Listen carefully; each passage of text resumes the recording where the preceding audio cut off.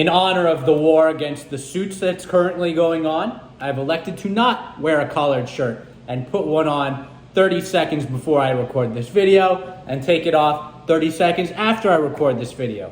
For those of you who've been watching these videos for a long time, we're coming up on the 1 year mark as of yesterday. You will know that for the vast majority of this time, when I accurately predicted a coronavirus downturn more than a month in advance and continue to call for that for several days, when I accurately timed the bottom on March 19th when the absolute bottom was March 23rd, when I accurately called massive runs in Jumia, CRISPR Therapeutics, and Virgin Galactic, I never wore a collared shirt in any of those videos. I was later told, you should look a little more professional, is what it is. Now we're seeing a paradigm shift, possibly, and I'm going to honor that paradigm shift. Now, what we're also seeing is volatility happening in the market in the last couple of days. Yeah, GameStop was up. That led the market to really have some serious fear, being down almost 3% yesterday. Asian stocks were down. People who I was talking to over there were like, whoa, what the heck is going on over there?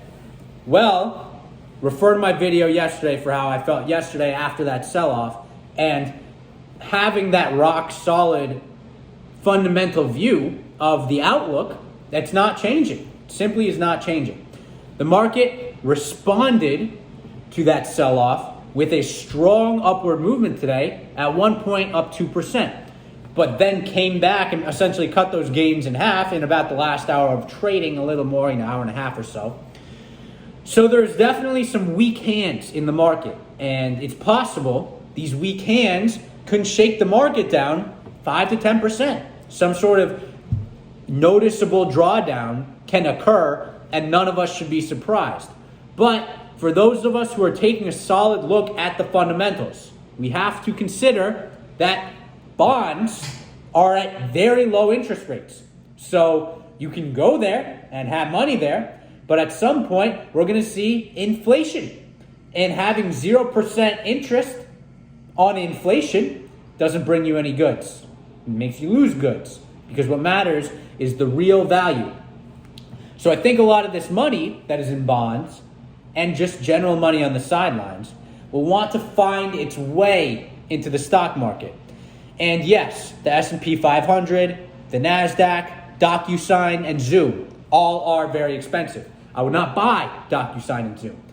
But areas of the market like real estate and even energy, despite all its reasons to be bearish on energy, pose very good prices for what you get with a dividend, which is much higher than a bond yield, and assets that are very positively responsive to inflation.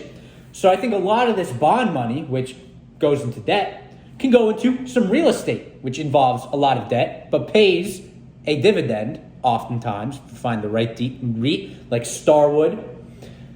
And you buy the assets of that REIT, which will increase with inflation. The dividend will increase with inflation. The cash flows of that company will adjust with inflation. So the fundamentals I see are pointing to a rising stock market continuing to rise. And I understand there's fear, but I think there should be fear in some areas of the market. I named those areas of the market: Zoom, DocuSign, stocks that have just, I'm not, a lot of people want to roast the definition of a stock, the rights to all future cash flows. If it's not that, it's charity. But it is that, in my opinion, the rights to future cash flows. And there are a lot of stocks that present very well priced to future cash flows found in real estate and energy and many other areas. There are companies that I like that have no cash flows, essentially, that I would buy the rights to the future cash flows of that company. For example, the CRISPR companies. Anywhere where I see a massive total addressable market and a technology that prevents or brings up a significant barrier to entry, i.e. genetic engineering, which not everyone can do, I like those kinds of stocks. So I'm holding my CRISPR stocks, even if they fall 40%.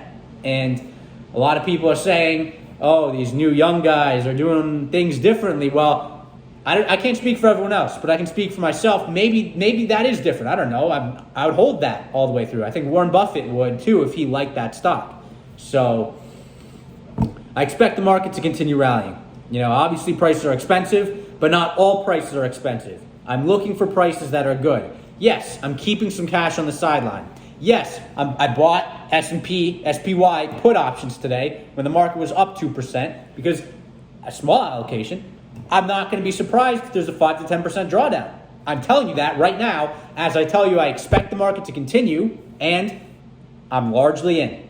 Got a little cash, got a little hedge, largely in long-term positions that are well-priced, that I like at these prices, and I'm just going to see what happens. I can't control the market. I'm just going to deal with what it gives me, and that's how I'm dealing with what it gives me, and that's what I expect it to give me in the short term, possibly a sell-off, and in the long term, I expect to continue making money. So that is not confirmation bias. That is just consideration of inflation that has yet to be seen in full force, given the massive increase of the money supply and discussion, most importantly, of a $15 minimum wage.